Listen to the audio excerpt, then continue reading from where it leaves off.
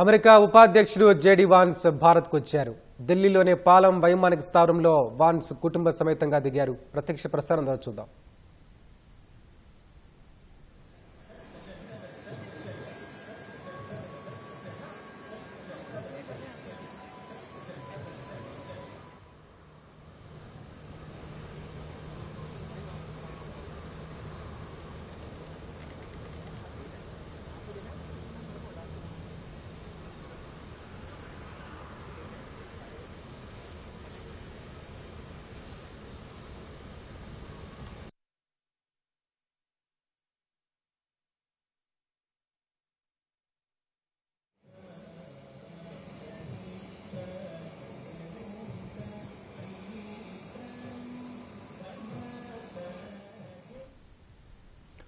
America ఉపాధ్యక్షుడు JD Vance కుటుంబ సమేతంగా భారత పర్యటనకు వచ్చారు.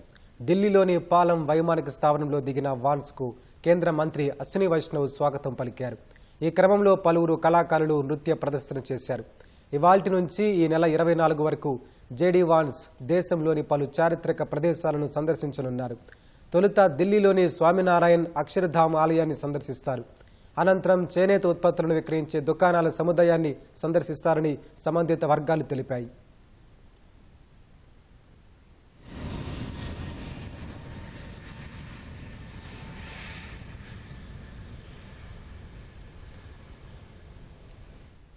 ద్వైపాక్షిక సంబంధాలపై చర్చించేందుకు సాయంత్రం లోక్ కళ్యాణ్ మార్గ్లోని ప్రధాని మోదీ నివాసానికి వాన్స్ చేరుకుంటారు. చర్చల తర్వాత వాన్స్ దంపతులకు ప్రధాని మోదీ విందు ఇవ్వనున్నారు. రెండో రోజు జైపూర్లో చారిత్రక ప్రదేశాలను వాన్స్ దంపతులు సందర్శించుకున్నారు. ఈ నెల 23న ఆగ్రాలో తాజ్మహల్ను సందర్శించి తిరిగి జైపూర్కు చేరుకుంటారు. 24న తిరిగి అమెరికా వెళ్లనున్నారు.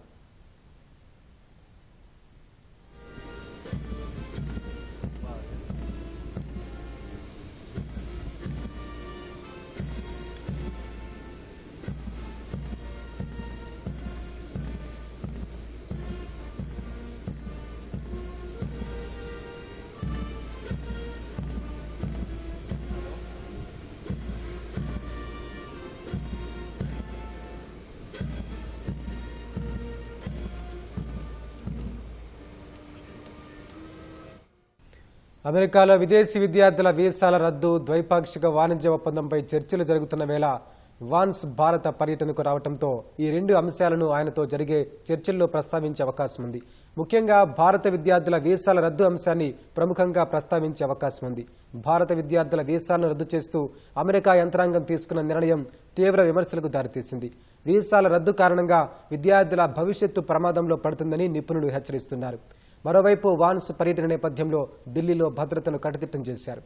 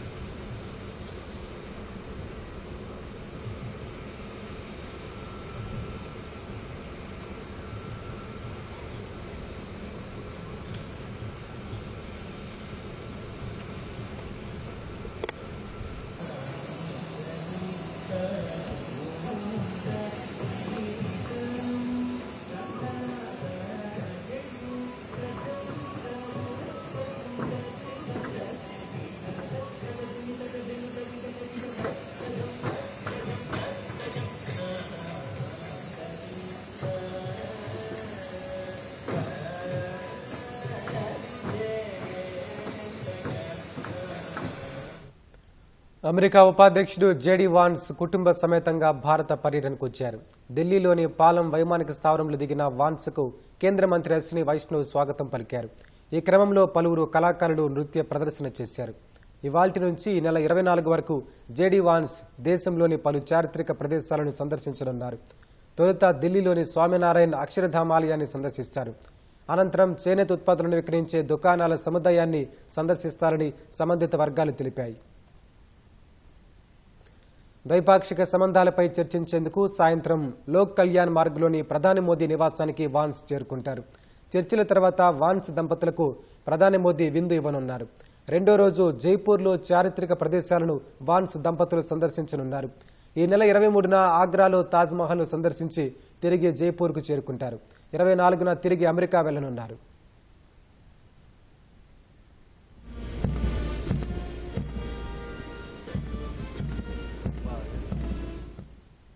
అమెరికాలో విదేశీ విద్యార్థుల వీసాల రద్దు, ద్వైపాక్షిక వాణిజ్య ఒప్పందంపై చర్చలు జరుగుతున్న వేళ వాన్స్ భారత పర్యటనకు రావడంతో ఈ రెండు అంశాలను ఆయనతో జరిగే చర్చల్లో ప్రస్తావించే అవకాశం ఉంది.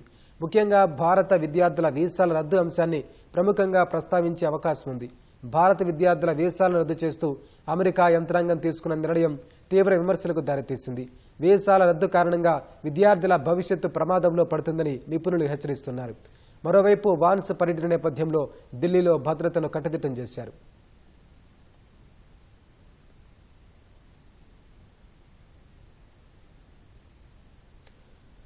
ఉషా వాన్స్ రాక కోసం ఆమె పూర్వీకుల మూలాలు ఉన్న పశ్చిమ గోదావరి జిల్లా వడ్లూరు గ్రామస్తులు ఆసక్తిగా ఎదురుచూస్తున్నారు. భర్త అమెరికా ఉపాధ్యక్షుడు జేడీ వాన్స్తో కలిసి ఆమె భారత్కు రావడంతో గ్రామస్తులు ఆనందం వ్యక్తం చేస్తున్నారు.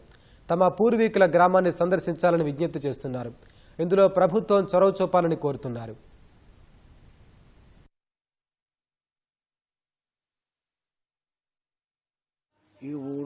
ఈ ఊళ్ళో ఉండేవారు, కానీ అప్పటికి బాగా చిన్నతనం. రాను ఈయన పేరు విన్నాం.